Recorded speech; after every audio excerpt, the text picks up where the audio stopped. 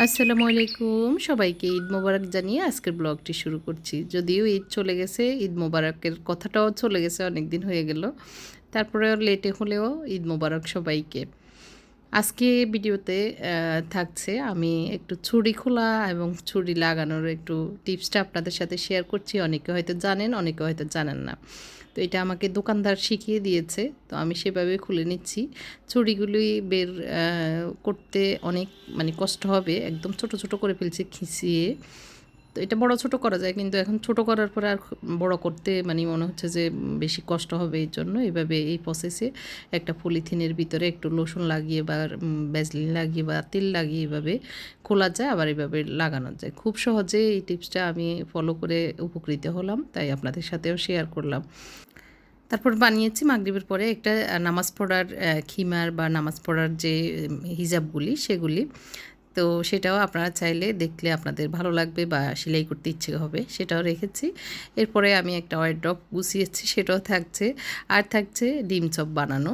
তো আশা করি আপনাদের ভালো লাগবে ভিডিওটি। তো আমি ওই যে নতুন ছুরি বানিয়েছিলাম, সেটা একটু বড় সাইজের হয়ে গেছে। ঈদের পরে দেখি এটাকে ছোট করা যায় কিনা।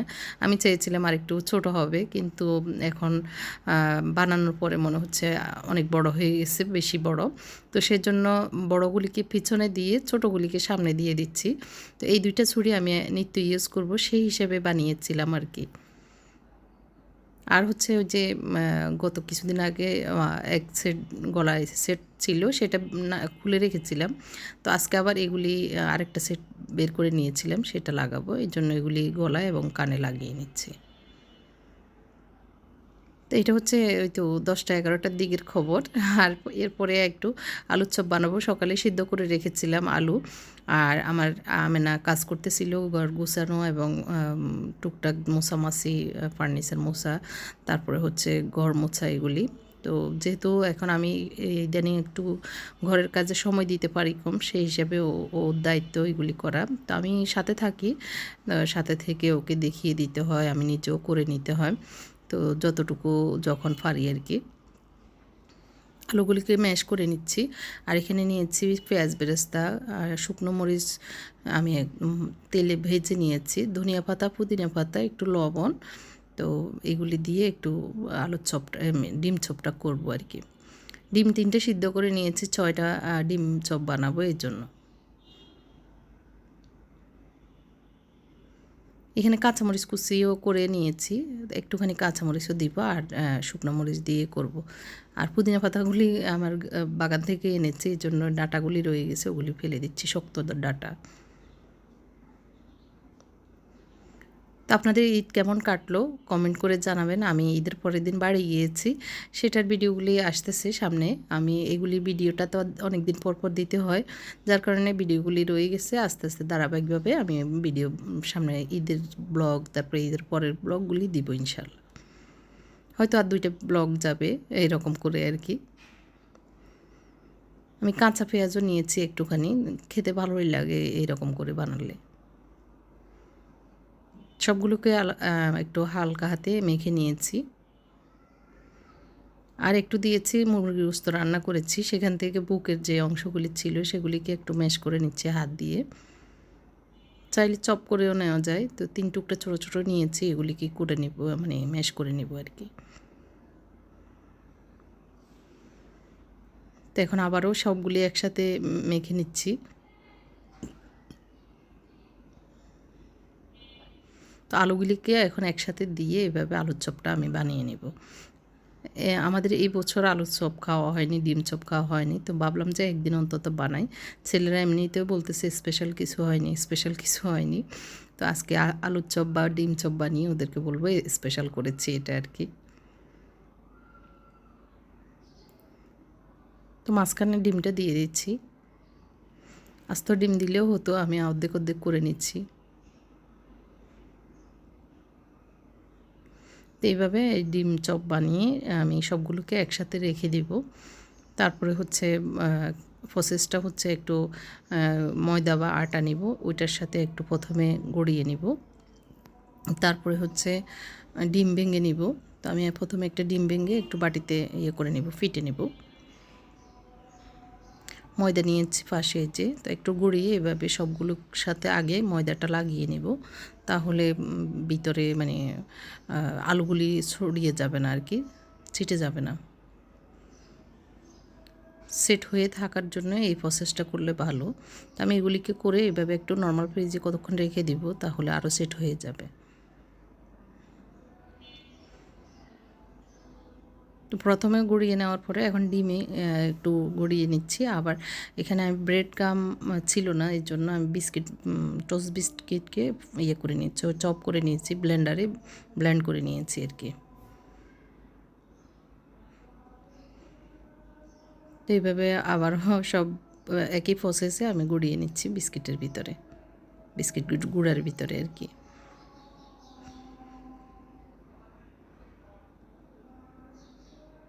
তো অনেকেই জানতে চান আমার আম্মার কী অবস্থা এখন। আমার আম্মা আছে মোটামুটি আর কি, অনেক যে ভালো তা না, একদম মানে ধরে ধরে ওনাকে বাথরুমে নিতে আনতে হয় এরকম আর কি। আবার হচ্ছে ওনার 2 ঘন্টা পর পর একটু একটু খাবার খেতে হয়, রুচি নাই, খাবার খেতে পারছেন না। তো এইটার ভিতরে আছে আর কি, ট্রিটমেন্ট তো চলছে। তো ঈদের আগের দিনও একটা লাঞ্চের বক্ষব্যাধি ডাক্তার আর কি দেখিয়েছি, উনিও অনেকগুলো ওষুধ দিয়েছেন। লাঞ্চে ওনার বারবারই পানি চলে আসেন, নিঃশ্বাস বা শ্বাস নিতে কষ্ট হয়। তো সেই জন্য আবার ডাক্তার দেখিয়েছেন, ওই ডাক্তারের ওষুধ খেয়ে কিছুটা একটুখানি ইমপ্রুভ মনে হচ্ছে, তবে প্রচণ্ড দুর্বল। হিমোগ্লোবিন অনেক সময় কমে যায়, অনেক সময় প্রোটিনের অভাব দেখা দিচ্ছে, এসব আর কি। তো সব মিলিয়ে ভালোও বলবো না, আবার মন্দও বলবো না, যতটুকু আল্লাহ রেখেছেন আলহামদুলিল্লাহ। আপনারা একটু খাস করে দোয়া করবেন, আসলে কখন কার কী হয় বলা যায় না। সুস্থ ছিলেন, ভালো ছিলেন, এর ভিতরে যে এরকম অসুস্থ হয়ে পড়বেন আমরা কখনো ধারণাও করি নাই, যেটা আমাদের 14 গোষ্ঠীর ভিতরে ছিল না, কখনো দেখিনি। ওনারাও ওনাদের বয়সে কাউকে এরকম অসুখে মানে দেখেননি, সেরকমই এখন হচ্ছে আর কি, হয়েছে আমার মায়ের। তো আল্লাহ সবাইকে মাফ করুক। এই যে সবগুলি আমার হাজব্যান্ডে বেঁচে নিয়েছে, আমি পাশাপাশি পেঁয়াজগুলি বানিয়ে নিচ্ছি। ঈদের লাস্টের 3-4 দিন খুবই খারাপ লেগেছে আমার কাছে, এত রোদ এত গরম, আমরা তো টপ ফ্লোরে থাকি, যার কারণে মানে কলিজা ফেটে গেছে এরকম আর কি অবস্থা, ক্লান্ত হয়ে পড়েছিলাম। তো এই জন্য ওনাদেরও সহযোগিতায় আমি যতটুকু পেরেছি ইফতার তৈরি করে নিয়েছি। এখানে খিচুড়ি দিয়ে একটু ইয়ে ছোলা ভেজে নিয়ে এসেছি আর কি। তো ওইগুলি খাওয়ার পরে মাগরিবের নামাজ পড়ে একটুখানি চাটা খেয়ে নিয়েছি। নেওয়ার পরে আম্মার জন্য এই হিজাবের কাপড়টার লেসটা নিয়ে এসেছিলাম। তো আজকে একটু সেলাই করছি, কারণ আম্মা কিছুদিন আগে একটু ইয়ে করে বললেন যে তুই আগে আমাকে এরকম হিজাব সেলাই করে দিতিস, কি আরাম পেতাম। আর এখন কিনা হিজাবগুলো একদম মোটা মোটা, মানে আরাম পান না, ওনার সাইজের চেয়ে বড় হয়ে যায়, ভালো লাগে না, উনি হালকা পাতলা চাচ্ছেন আর কি। আর আমার হাতের তৈরি করা হিজাবগুলো ওনার অনেক আরাম লাগতো, তৃপ্তি লাগতো আর কি। তো ওইটা এখন ওই কথাটা মনে আসছে যে আল্লাহ কখন আমার মাকে নিয়ে যান, বা কতটুকু হায়াত আছেন জানি না, কিন্তু মায়ের এই আফসোসটা যেন না থাকে, কষ্ট হলেও আমি এটা একটু সেলাই করে দিই। তো সেইখান থেকে আর কি কাপড় কিনে এনেছি, একদম বয়েল কাপড়। তো কেনা কাপড়গুলি কিন্তু একটু মোটা মোটা টাইপের, গরম লাগে, তো এই জন্য এটা একদম হালকা পাতলা কাপড়, মিষ্টি কালারের ভিতরে প্রিন্ট করা। তো সেটা একটু সেলাই করে দিচ্ছি। আসলে আগে অনেক সেলাই করে দিতাম, যখন এই ডিজাইনগুলি বাংলাদেশে কেউ পরতো না, গুটি কয়েক 1-2 জন ছাড়া। তো তখন থেকে আমার আম্মাকে আমি এই হিজাবগুলি সেলাই করে করে দিয়ে, উনি খুব পর্দা মেনটেন করেন, তো ঘর থেকেও বেরোন না, দেবরের সাথেও দেখা দেন না অনেক বছর থেকে। তো সেরকম মায়ের জন্য আমি সেলাই করে দিতাম। তো এখন কেনা যেহেতু সুযোগ আছে, কিনে কিনে দিই। তো ইদানিং ওনার একটু মানে আফসোস আর কি, যে আমাকে তুই দিস না, আমি আরাম পাইনি এটা আর কি। তো সেটা থেকেই আসলে সেলাই করে নিচ্ছি। তো দেখতে পাচ্ছেন আমি একটা, আমার হিজাব ছিল সেটাকে চাপ দিয়ে ওই সাইজটাই পারফেক্ট ছিল, আমি প্রথমে গায়ে দিয়ে দেখাচ্ছি যে এই সাইজটা করবো কি না। তো উনি বললেন ঠিক আছে, হাত ঢাকাতে যাচ্ছে। তো এরপরে মাথার যেই পটিটা সেটা কেটে নিয়েছি, এখন উপরে চাপ সেলাইটাও দিয়ে নিচ্ছি আর কি। তারপর একদম নিচের যেই কাছাটা, নিচের যে সেলাইটা, সেটা মুড়ি সেলাই দিয়ে দিচ্ছি প্রথমে এক টান দিয়ে, তারপরে লেসটা দিব, তারপর 3টে সেলাই হবে নিচের ঘুরানো যেই অংশটা। তো 3টা সেলাই দেওয়ার কারণে জিনিসটা দেখতে সুন্দর লাগবে, ফিনিশিংটা ভালো আসবে আর কি। মুড়িটা প্রথমে সেলাই করে নিলে লেসটা লাগাতে সুবিধা হয়, তাড়াতাড়ি হয়ে যায়।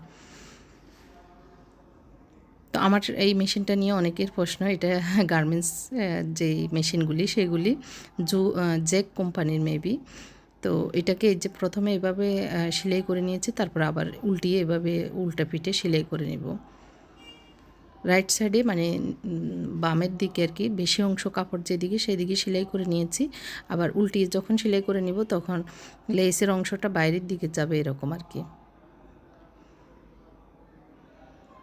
তো যারা নতুন তাদের জন্য একটু সুবিধা হবে, এভাবে সেলাই করে নিলে সহজও হয়ে যায় আর কাজটা সুন্দর একটা ফিনিশিং চলে আসে। তো এখন 2টা কাপড়কে একসাথে রেখে মাঝখানের যে সেলাইটা সেটা করে নিচ্ছি। এর ভিতরে শুধু সুতা ছিঁড়ে যাচ্ছে, তো এই জন্য সুতা বারবার সুতা ঢুকাচ্ছি শুয়ে। তো বেশিক্ষণ লাগেনি, মানে যদি লেস না লাগাতাম তাহলে 10 মিনিটে হয়ে যেত, আর লেস লাগানোর কারণে একটু 20-25 মিনিট লেগেছে আর কি।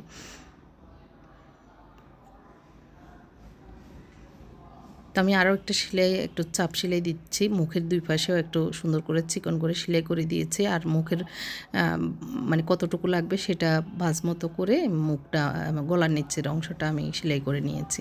আর এখন আমি পরে দেখতেছি ঠিক আছে কিনা। তো সব ঠিকঠাক ছিল। আম্মাকে পরিয়ে দিব, উঠলে এশারের নামাজ উনি তারাবি পড়বেন এটা দিয়ে। এরপরে আমি এই ওয়ারড্রবটা একটু গুছাবো, তো সেটা নিয়ে বসেছি। আসলে কাজ না করলে সেটা থেকে যায়, করব করে আর করা হয় না। তো একটু একটু করে করছি। ওয়ারড্রবটা একটু গুছানো দরকার, অনেক দিন থেকে একদম হজবরল হয়েছে। তো এই কাজটা আজকে করে নিচ্ছি আর কি।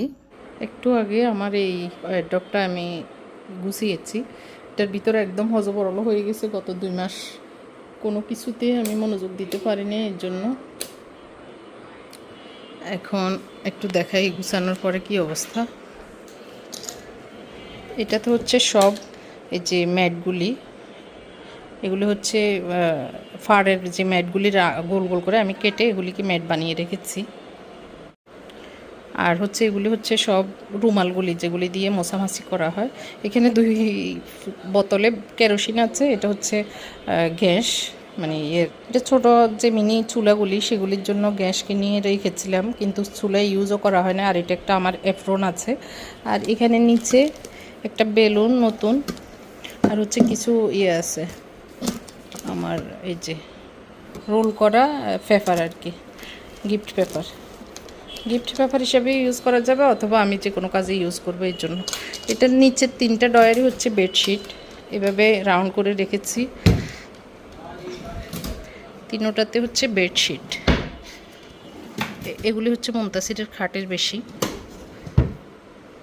আর এটা হচ্ছে মাঝখানে, এখানে হচ্ছে বালিশের কভার, এগুলি এক্সট্রা থাকে। আর একটা এই চুলাটা প্রায় 2 বছর আগে কিনছি, কিন্তু ইউজ করার এখনও টাইম পাচ্ছি না।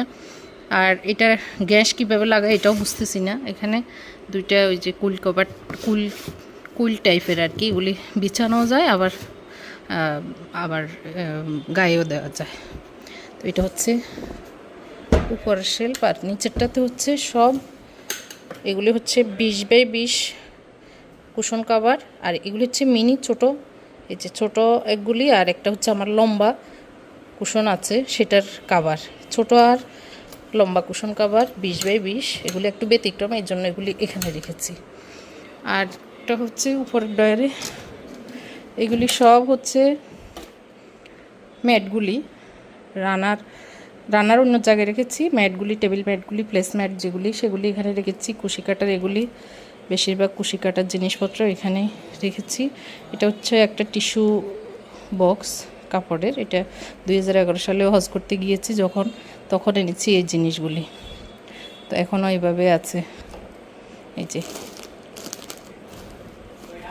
তো এখানে একটা ব্যাগ আছে, বাজারে যাওয়ার জন্য ব্যাগ রেখেছি।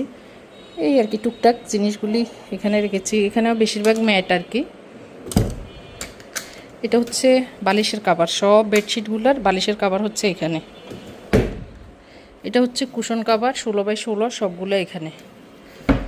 আর এটা হচ্ছে ম্যাট, আর হচ্ছে যেগুলি একদম এই এটা এইভাবে রাখছে,